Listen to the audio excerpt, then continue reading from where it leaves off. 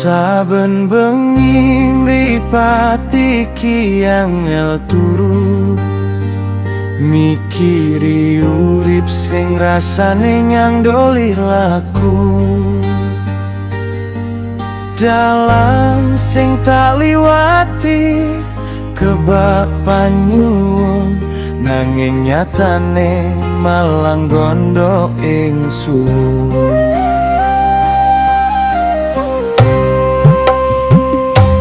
Do Gusti niki ati kula nembe sumpek, koyo ambegan sing rasane gondok sesek.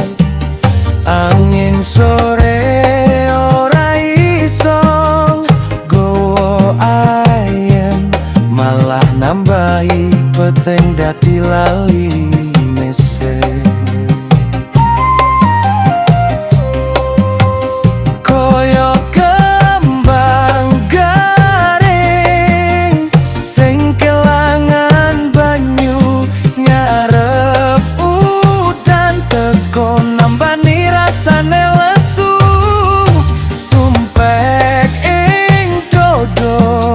Kapan bakal sirno ganti dadi padang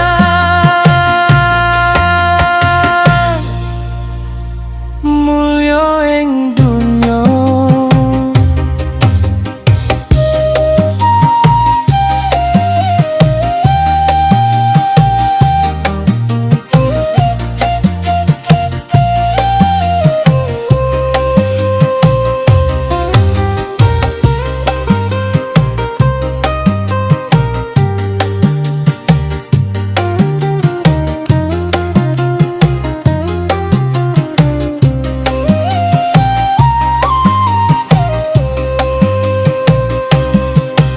Gusti niki ati kula nembe sumpek, koyo ambegan sing rasane